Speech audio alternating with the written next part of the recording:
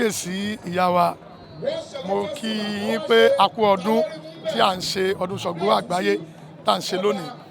Ní àkọ́kọ́ mo fẹ́ kẹ́ bá mi dárúkọ yín fún àwọn èèyàn tí ń wò yín jákèjádò àgbáńlá ayé àti bí ẹ ṣe jẹ́ nínú ìlú Ọ̀yọ́. Orúkọ mi ni Arẹwà ọmọọba Folasade Adeyemi, ọmọ bíbí inú Alaafin àná ọba Lamidi Adeyemi kẹta. Kọ́nà bá wa tẹ́ wọn sáfẹ́fẹ́ rere ibikíbi tí ẹ bá wà lénìí. Ẹ ṣé àdúpẹ́.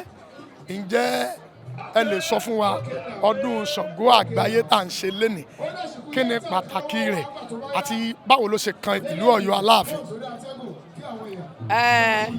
Kò ń ṣọ̀yọ́ nìkan ló kàn. Màá kọ́kọ́ sọ bó ṣe kan gbogbo àgbáyé nítorí díẹ̀ náà fi ń ṣe ọdún Ṣàngó gbogbo àgbáyé. Ọdún Ṣàngó gbogbo àgbáyé àkàndàdé ṣe pé ní Ṣàngó àgbáyé. Nígbà tí wọ́n kó àwọn èèyàn ní ẹrú, Ọ̀yọ́ ni wọ́n ti kó wọn lẹ́rú tí wọ́n wá mú wọn káàkiri. So wọ́n ní Ṣàngó tẹ̀lé wọn, ó tẹ̀lé wọn dé Trinidad and Tobago, ó tẹ̀lé wọn dé Brazil, Cuba, France, Philippines, Portuguese, Mexico, Republic of Benin, Ghana, mo lè máa àti bẹ́ẹ̀ bẹ́ẹ̀ lọ. So ìdí bó ṣe kàn wọ́n nìyẹn. Nǹkan tó fi jẹ́ tí a fi ní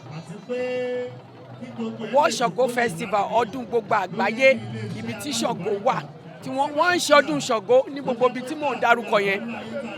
Then ìdí pàtàkì tí a fi ń ṣe Sango Festival, nǹkan tí wọ́n máa ń sọ pé téèyàn bí bàbá wa Láàfin nísìn bó ṣe lọ, àwọn náà dá ọdún kalẹ̀, ọdún tó ń pè ní Ọ̀rànyàn. A fi ń ṣe ìrántí àwọn baba ńlá wa. Then Ṣàngó jẹ́ ọba kẹta tó jẹ ní Ọ̀yọ́. Agbára rẹ̀ ó sì wà títí dèní tó ti dèní. Nǹkan tí àwọn òyìnbó ń fẹ́ pé they can feel it and they have tested it. So agbára yẹn ó sì wà, ó wà ní ààfin yìí. Tẹ́ bá tún wá rí, kò sẹ́ni tó jọba tó bá jọba tó dádé Ṣàngó, òun náà ti di Ṣàngó, òun náà ti di Ṣàngó. Kábíyèsí Ọ̀wọ̀ adé wa nísìn, kábíyèsí o, àwọn gangan nísìn ti di Aláàfin Ṣàngó. So ìdí tá a fi ń gbé lárugẹ nìyẹn. À ń ṣe ọdún kábíyèsí Aláàfin Ṣàngó. Ṣàlàyé mi yé yín báyìí. Ẹ ṣé àdúpẹ́.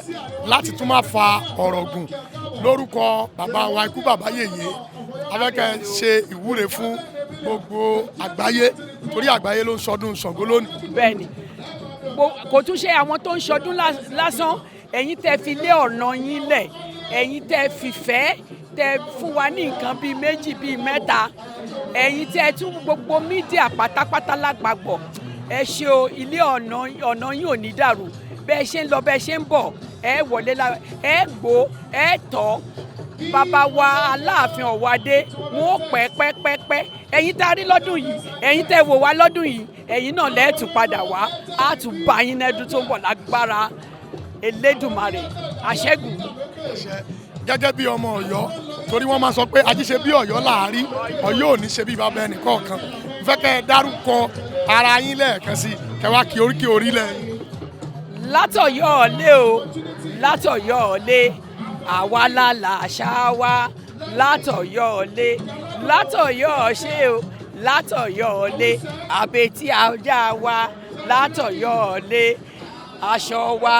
Látọ̀yọ́ ọ̀lé, látọ̀yọ́ ọ̀lé, látọ̀yọ́ ọ̀lé, àwa la ní Ṣàngó wa. Látọ̀yọ́ ọ̀lé, látọ̀yọ́ ọ̀lé o, látọ̀yọ́ ọ̀lé, olórí ọba wa. Látọ̀yọ́ ọ̀lé. Orúkọ mi ni ọmọọba tó rẹwà Folasade Adeyemi, ọmọ ikú bàbá yèyé. Ẹ ṣé àdúpẹ́, a máa rí yín bá. Ẹ ṣé gan o.